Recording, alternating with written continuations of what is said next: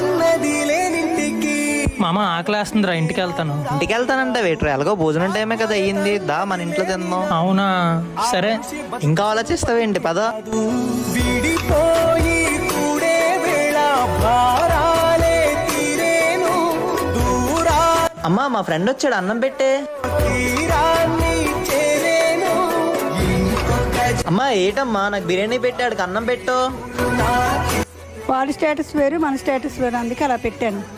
ఛీ పదరా. సారీ రా మా అమ్మ అలాగ అన్నందుకు.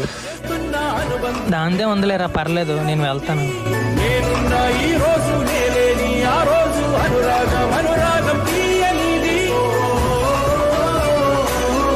రీ రీ రీ రీ రీ రీ.